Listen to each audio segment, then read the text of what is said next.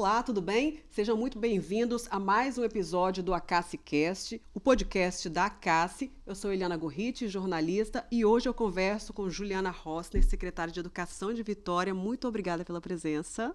Eu que agradeço, uma honra estar aqui. É um prazer te receber, Juliana. Primeiro, a sua opinião sobre esse novo projeto da ACACI, nosso podcast. Muito bom a gente saber que tem um momento para que converse sobre isso, né? Um assunto extremamente importante, relevante, e a gente está muito feliz de estar aqui participando. Obrigada. Primeiro, você é parceira antiga da ACACI, né? Antes de ser secretária de Educação, me conta como começou essa parceria, como você de fato conheceu a ACACI. Isso, eu sou professora há mais de 20 anos e mais ou menos 2012, 2013, eu era uma das orientadoras do Gazeta na Sala de Aula, um programa que existia para dar formação aos professores.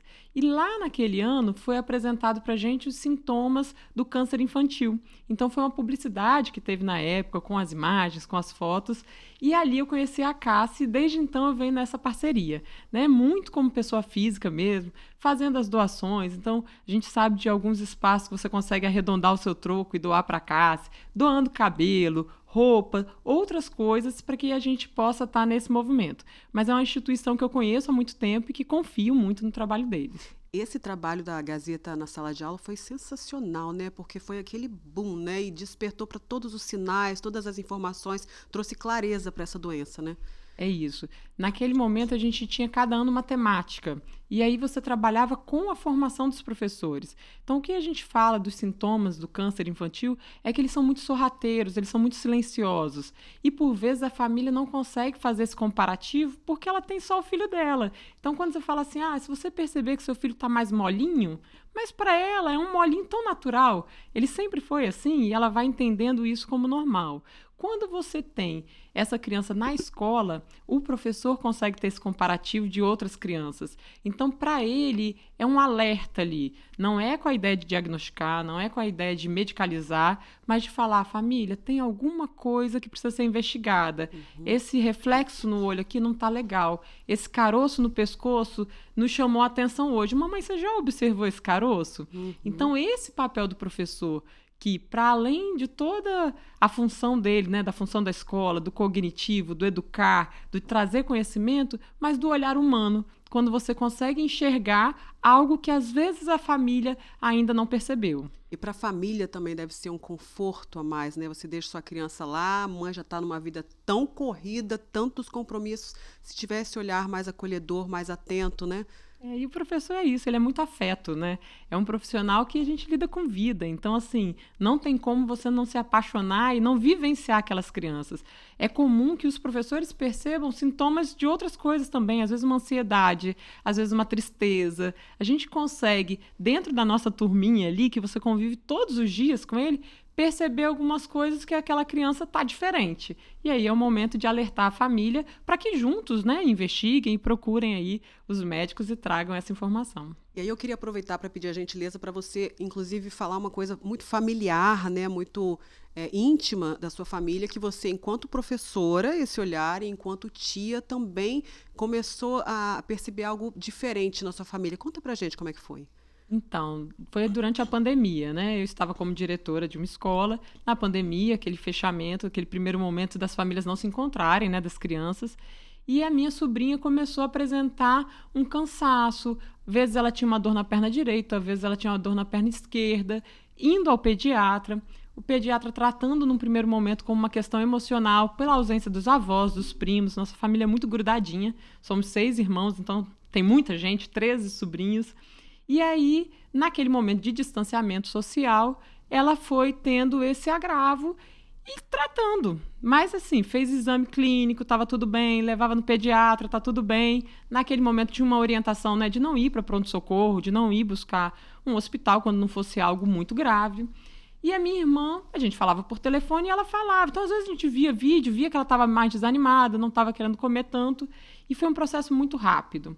Aí teve um dia, durante a pandemia ainda, que eu falei assim, não, vamos nos encontrar, né? Se isso é saudade, vamos tentar, porque também é aquele momento de pânico, né? Você precisa resgatar.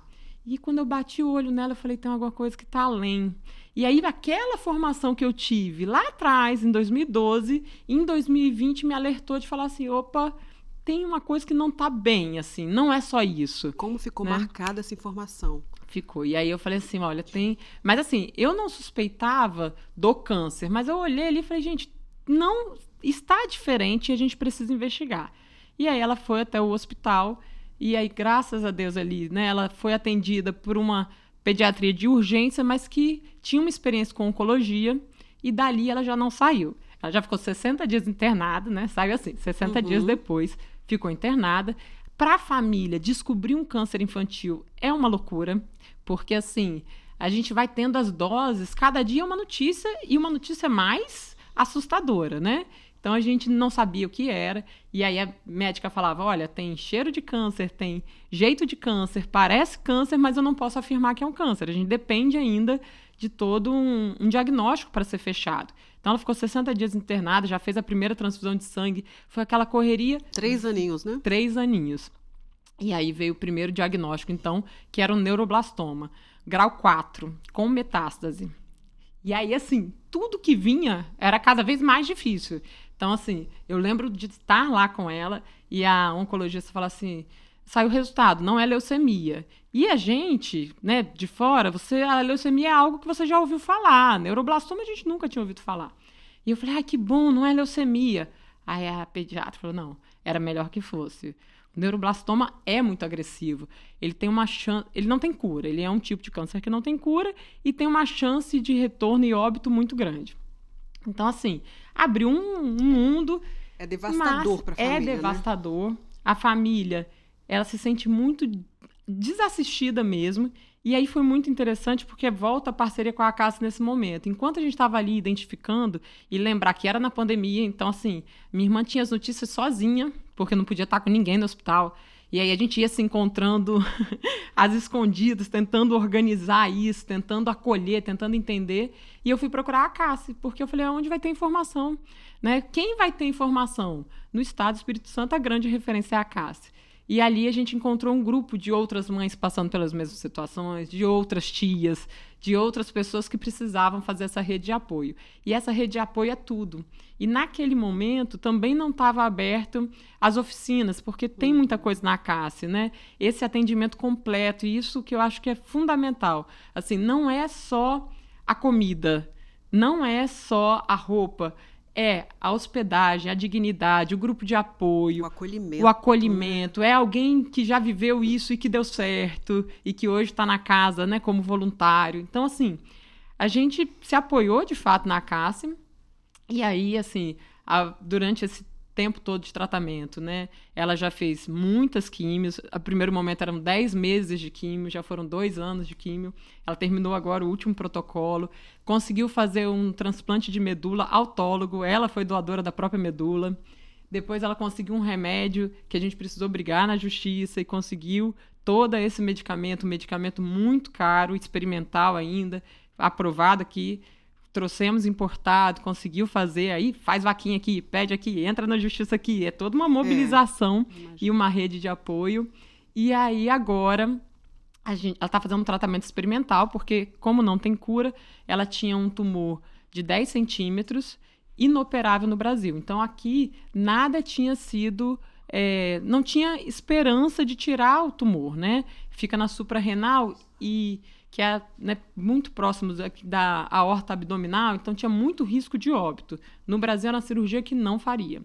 E aí a gente conseguiu também fazer uma vaquinha virtual, fez toda uma rede, ela conseguiu $78 mil, foi o valor da cirurgia, e ela foi fazer a cirurgia nos Estados Unidos, e está ficando aonde? Na casa do Ronald McDonald, que é uma parceria aí também junto com a Acácia. Então, assim, hoje, não só como profissional, eu tenho a segurança de afirmar que fez a minha diferença na minha vida profissional, de outras crianças que eu consegui ver e ajudar, mas como família, de ver o que é ter uma rede de apoio. Porque, assim, durante um tratamento oncológico, onde você tem a chance o tempo inteiro de perder, porque tudo é assim.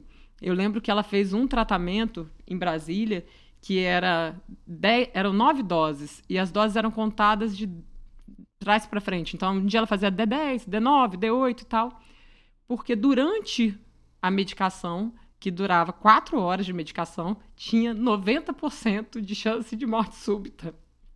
E aí você fala, oi, 90% é muito, né? Mas a gente se agarrava nos 10%. Então, assim, fico emocionada de lembrar toda essa trajetória. Agora, falar para vocês. E aí, acho que isso vale a pena a gente trazer essa esperança. Ela tá brincando, ela tá feliz. Amém. Uma criança que não sentava, né? Quando ela é internada, ela de dor não sentava.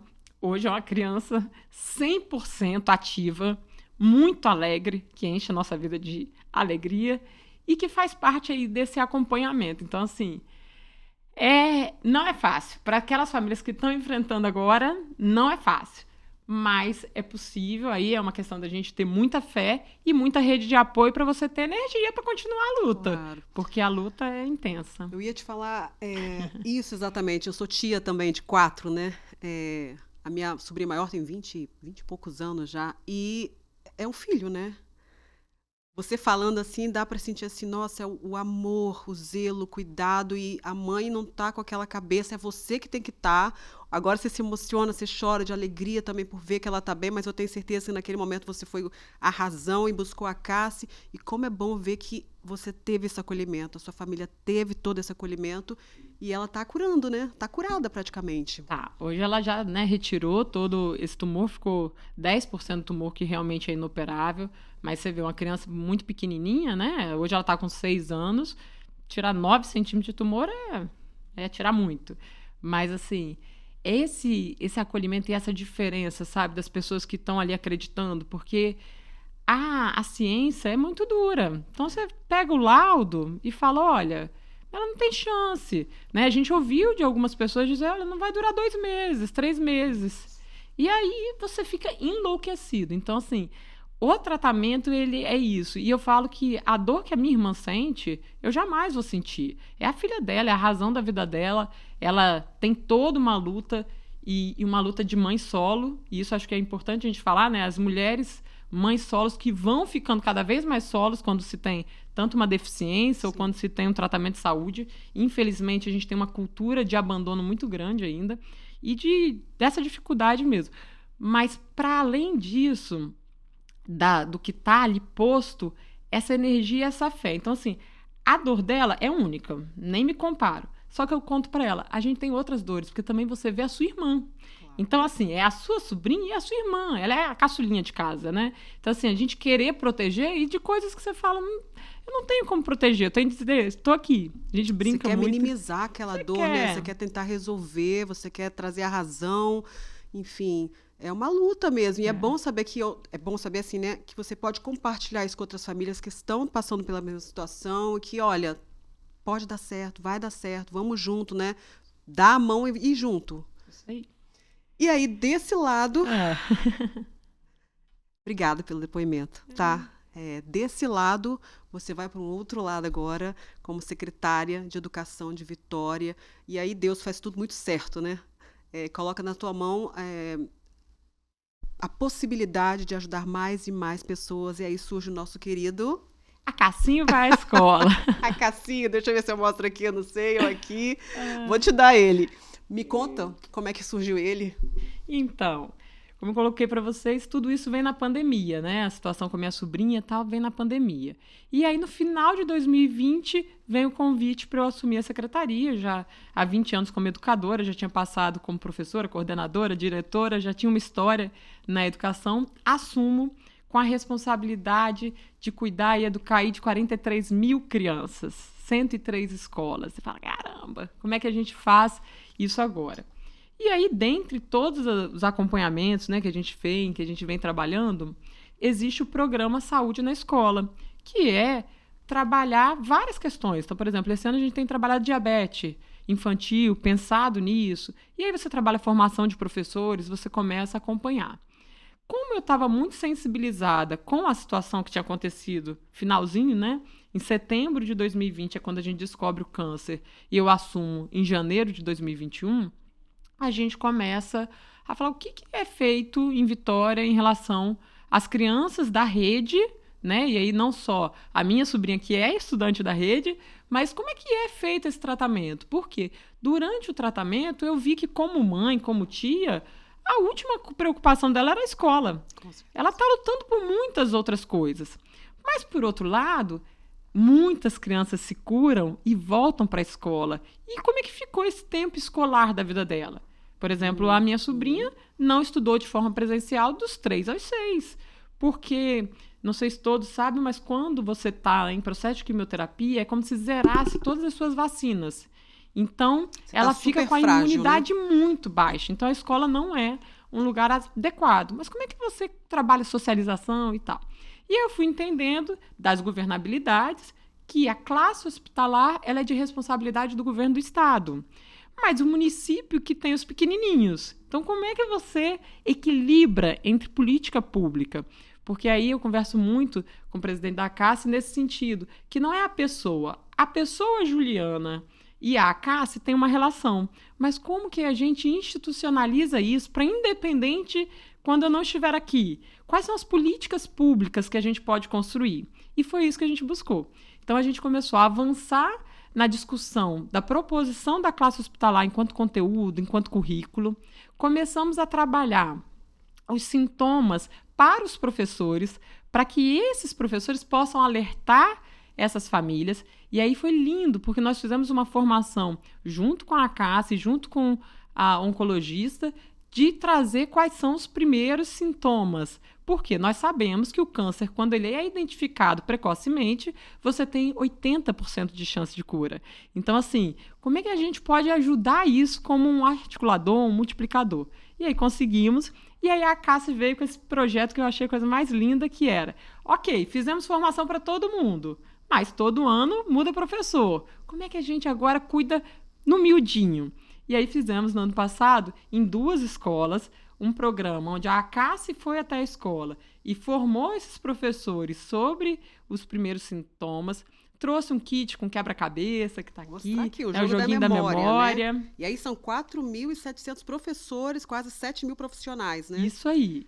E a aí, gente vai conseguir mostrar, mas eu vou deixar aqui, olha. Fizeram. Então aqui de forma tem super todo lúdica, muito legal. É um joguinho da memória para que os estudantes possam brincar, para que os professores possam compreender, entender um pouquinho dessas dores também dessas famílias, porque assim, é mais do que o cognitivo, é mais do que ele precisa aprender, é um lugar também que essa família precisa ser abraçada e dizer, olha, a gente está aqui, está esperando. Isso ajuda muito no tratamento. A gente tem muitos casos de crianças em fase escolar que a turma prepara cartinha, prepara recado, grava o vídeo. Isso ajuda o tratamento, porque é um tratamento muito invasivo, muito doloroso, agressivo. As pessoas, às vezes, assim, vão ver uma criança brincando no parquinho e não tem folga. Assim, a quimioterapia não tem folga, porque um dia é quimio, outro dia é a vacina, outro dia é a injeção, outro dia é o exame. Então, a criança tem uma rotina quase que diária no hospital, ainda quando ela não está internada. Né? Ela tem a químio que ela precisa ficar internada e tem momentos que ela tem uma químio oral que ela pode fazer em casa, mas que ela é furada e investigada o tempo inteiro.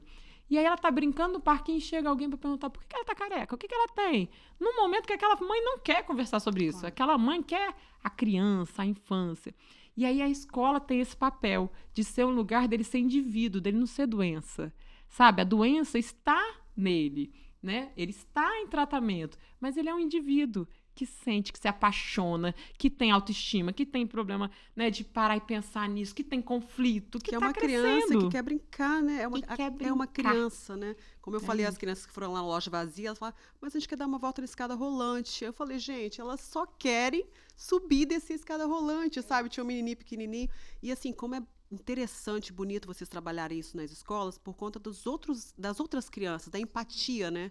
De saber, olha, tem um amiguinho que está em recuperação, tem um amiguinho que está doente, e ser empático, né, com essas crianças. É isso. É sobre isso. Então, assim, é cuidar, é acolher. E aí, quando a CASSE veio com esse projeto, eu falei, eu topo na hora, vamos fazer. Como que a gente vai fazer? Então, fizemos esse primeiro movimento ano passado em 2 escolas. Depois dessa formação, a Cassinho mesmo foi até a escola, e aí teve com as crianças, teve no recreio, e as crianças aprendem muito rápido, então também é um assunto pertinente para elas, faz parte dos temas transversais, para que a gente pense realmente, né, sobre o corpo, sobre a saúde. Acho que é importante a gente discutir também, tirar alguns mitos, porque a mãe também se sente muito culpada. Eu lembro, a minha irmã é toda natureba, então a minha sobrinha nunca tinha tomado um remédio para febre. ela sempre tratou com homeopatia, né? Tinha todo um chazinho, isso e aquilo. Natural. E aí eu lembro que quando veio o diagnóstico que era câncer, ela falou assim, mas ela nunca comeu salsicha. Sabe, aquele espanto de falar... corante. E aí? Né? Eu cuidei disso. E depois vinha uma coisa meio que assim, porque o câncer tá ligado à mágoa. Que mágoa que uma criança de 3 anos tem? Então, assim, naquele momento, as famílias também têm um monte de mito e de coisas que elas se culpam. Será que é porque eu fiz isso? Será então porque eu não coloquei... O que eu fiz de errado, O que eu fiz de errado? Por quê? E aí, quando você desconstrói isso com a escola, você evita até perguntas que magoam e que não deveriam ser feitas. Então, assim, é conscientizar, é tratar como uma questão natural, que pode acontecer, que nenhum de nós está isento, em idade nenhuma, né? Porque a gente pode ter um filho com uma situação dessa, né? Um vizinho, um amigo, um querido, ou pode vir na gente de quantos adultos, idosos descobrem um câncer. Então, assim, ninguém aqui pode dizer que está isento. Mas quando eu descubro que alguém está, o que eu posso fazer por essa pessoa?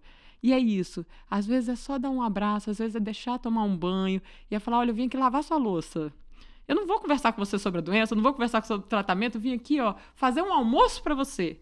Porque essa mãe está exausta. Sim. E é sobre isso. Então, a Cássia, eu acho que ela cuida desse abraço. É um abraço quentinho e é uma rede, né? E quando você divide, é mais fácil você digerir tudo isso. E como é que é fazer parte dessa rede? Porque você falou aí da Cássia, mas quando a gente entra agora nas escolas, você deve sentir os professores envolvidos, os supervisores, os coordenadores, todo mundo que está ali já ouviu falar disso, já sabe dos sintomas, já tem um olhar diferente para aquela criança, já tem essa empatia, né? Como é que é fazer parte também disso? Porque é um trabalho que vai evoluindo, né? É um trabalho com crianças, de uma série para outra, é uma coisa que vai evoluindo. É mobilizador. A gente pensa assim, a educação, ela é muito ampla, né? E nós temos discutido muito a educação integral, que é muito mais do que essa discussão de tempo integral. É a gente falar da educação integral. Nós não sabemos quais são as profissões do futuro. Está mudando, né? E está mudando. Nós não sabemos o que a inteligência artificial vai fazer, quais textos ela vai produzir, o que isso vai impactar lá na função e na profissão de cada um. Mas o que a gente sabe é que a máquina nunca vai ser humano. E quanto mais humano a gente for, mais lugar no mercado, no mundo do trabalho nós vamos ter. Então, acho que essa questão da humanização, da gente realmente ter empatia, ter um olhar pelo outro, querer fazer, ser solidário, né? Estar aberto a um diálogo respeitoso, ser empático, essas questões, máquina nenhuma vai ser. E aí, nos cabe, enquanto escola, trabalhar essas habilidades e competências. Então, assim... Eu estou muito feliz de fazer parte dessa rede, muito, por acreditar na instituição, por ter vivenciado e ainda vivenciar essa situação tão dolorosa que realmente desconstrói o que a gente acredita, porque as outras coisas se tornam pequenas. Tudo. Não tem problema, gente, eu não tenho problema nenhum. Né? Eu brinquei com ela. Tudo é muito pequeno do lado disso. Muito pequeno. Ela ontem teve um problema no embarque para voltar, e aí ia atrasar muito, não sei o que. Eu falei, aqui, você vai trazer chocolate? Aí ela falou, não tô levando nada, não comprei nada, não sei o que, tô indo. Aí eu falei, mas tem uma coisa que eu não abro mão de você trazer. Ela falou, o quê? Eu falei, vocês, gente, a gente tá com saudade, vem logo. Aí ela riu, brincou. Então, é isso, a gente não tá mais preocupado com outras coisas, a gente tá preocupado com aquela pessoa que a gente ama e que a gente quer que tenha a melhor qualidade de vida possível. Sim. O tempo que tiver. Que seja muito grande, né? Porque é isso que a gente espera, mas que viva com intensidade e que essas crianças aí fazendo até um apelo para as mães que estão vendo, porque também tem muito isso, né? Na busca de proteger, muitas vezes a gente limita. Então... A superproteção, né? A superproteção. Você imagina, né? Nós somos mães, a gente estava conversando aqui, de filhas saudáveis que a gente protege, não quer que ralou um joelho já é muito, né? Tá? E aí você vê uma criança que está passando por todo um tratamento. Então eu já fico mal só de imaginar. É muito triste. É muito, né? É muito. Mas, ao mesmo tempo, você vê que elas têm uma força e que elas querem ser criança. Exatamente. Então, assim, a minha sobrinha, durante o tratamento oncológico, que não podia fazer cirurgia nenhuma, quebrou o braço no pula-pula. E aí a médica olhava para ela e falava assim, no pula-pula? O que você estava fazendo no pula-pula? No pula. E ela estava no pula-pula. Mas assim, não estou recomendando isso, não. Eu só estou dizendo que a gente precisa também preservar um tempo para que eles vivam bem, sabe? Porque o tratamento é uma parte da história deles, mas não pode reduzir a vida deles a um tratamento. A gente tem que ter esses espaços, e a escola, os professores, eles são fantásticos nisso. Assim, eles conseguem trazer toda aquela turminha, aquela alegria de dizer para o outro, estamos te esperando. Vai lá fazer seu tratamento, mas volta, porque tem uma galera aqui te esperando. Tentar amenizar, né? Minimizar isso que já é tão pesado para a família, né? E eu vejo que vocês trabalharam aqui de forma super lúdica, bonequinhos, com o jogo da memória. O jogo da memória, gente, aí tem informações. Ó, pode ser sinal de câncer infanto-juvenil, dor de cabeça, vômitos. E aí, de forma lúdica, brincando, vocês dão informação. E isso aqui vai sendo cultivado também nas crianças, que podem também ser multiplicadores em casa. É isso aí. Então, assim, a gente já tem experiências exitosas na rede, de identificações. Nós temos uma criança agora que está identificando um caso de leucemia, mas que a princípio estava sendo tratado como agressão, como violência, porque ela tinha muita questão de roxo, né? Foi um professor que... Foi a escola que identificou essa situação e falou, olha, vamos, né? E aí, a partir da rede de saúde, fez esse olhar para isso. Então, assim, é isso. O que a gente quer é que as nossas crianças sejam saudáveis. Mas que se qualquer coisa estiver diferente, vamos que a gente melhor, alerte, né? Para que esse diagnóstico seja feito de forma precoce. Deixa eu mostrar mais uma vez, porque eu realmente gostei. Olha só, aqui tem um emotion, né? Que tá aí, todo mundo conhece, todos os jovens, todas as crianças. E aí você virou, tem informações. Isso aqui, claro, tudo pensado com profissionais da área de saúde, com o pessoal da CASSE, com cada um na sua área de atuação, ajudando da melhor forma possível, contribuindo com informação. Olha só, muitas informações. E é esse o objetivo, né? Nosso de estar aqui. Tenho certeza que daqui sua cabeça, né, vão surgindo vários outros projetos, é isso? É isso, acho que é fortalecer enquanto política pública, entender que nós precisamos de uma rede inteira. Tem um ditado africano que eu gosto muito que fala assim, é preciso de toda uma aldeia para se educar uma criança. E isso também faz sentido quando a gente fala aí do câncer infantil, e a CASSE tem sido essa coordenadora da aldeia, né, trazido isso. E aí é importante que as pessoas apoiem, invistam, né? Porque são famílias que estão aqui. E uma coisa também que me chamou a atenção, assim, só para a gente lembrar, a minha irmã morava na Grande Vitória, então ela era atendida aqui, vai para o hospital, volta, né? Fica o tempo de internação, mas tem tantas famílias que vêm, inclusive de outros estados, e que estão aqui completamente desassistidas, né? Elas estão aqui e às vezes precisa do básico, assim. Lembro de um dia dela ligar e falar assim, eu preciso de calcinha. Eu preciso de calcinha. E não é, só que não tem como, alguém precisa levar. Então, assim, a CASSE aqui é essa rede das pessoas que não dão conta.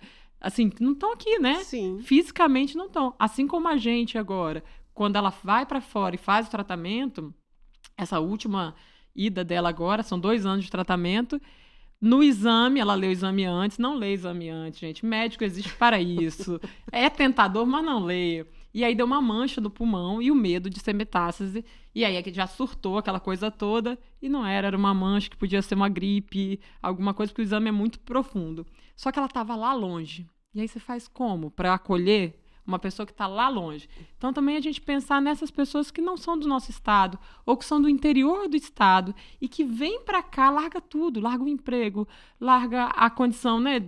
Às vezes Onde outros chegar, filhos, né? Onde comer, onde amparar com tomar segurança um essa banho. criança que precisa de cuidados especiais. Depois de um dia higiene. inteiro de exames e de más notícias, tudo você precisa de um café com leite e um banho quentinho, né? E a CASSE tem sido esse lugar para muitas famílias. Juliana, parabéns. Primeiro, pela sua garra, pela sua coragem, pela sua fé, determinação e acreditar que, olha, é possível e ela está curada. Parabéns por trazer esse exemplo para a Secretaria de Educação de Vitória, por compartilhar isso e por poder atender tantas outras crianças. Eu acho que às vezes a gente não tem noção da quantidade de pessoas que você está ajudando de alguma forma, né? Que esses profissionais estão multiplicando, essas crianças estão aprendendo, os professores podem diagnosticar em casa, igual você diagnosticou na sua casa, né? Deu início, então parabéns, muito obrigada. Quer deixar alguma última mensagem? Só de fé, de esperança, de resiliência. Aproveitem, curtam cada segundo. A gente passa a valorizar cada sorriso. assim. E agradecer aos profissionais de educação também, que são grandes parceiros nessa luta diária, porque a escola ela é um lugar de múltiplas situações, né? A gente acolhe todo mundo. Então, não só as questões de saúde, mas as questões de saúde mental, as violências que, por vezes, as crianças passam e enfrentam nos seus territórios e nas suas casas. Então, assim, agradecer aos profissionais de educação que fazem a diferença, que transformam, que acolhem, que humanizam seus espaços, que cuidam das nossas crianças. Porque é isso, 80% das crianças brasileiras estão nas escolas públicas. E a escola pública é fantástica, ela faz um trabalho extremamente relevante para a sociedade. Então, que a gente valorize aí também os nossos profissionais das escolas públicas. Professores são anjos, né? Todo mundo tem um professor na cabeça, na memória e no coração para sempre, né? Juliana Rossner, secretária de Educação de Vitória, muito obrigada mais uma vez. A gente fica por aqui com mais uma CACICast. Volte mais vezes, viu, Juliana? Com mais histórias, com mais notícias, com esse sorriso bonito. Obrigada mesmo. A gente fica por aqui e te espero no próximo podcast aqui da ACACI. Lembrando para você se inscrever no nosso canal, deixar o seu like, seguir o nosso Instagram. Vai ter muita notícia, muita informação, muita coisa boa por aqui. Até lá, até o próximo.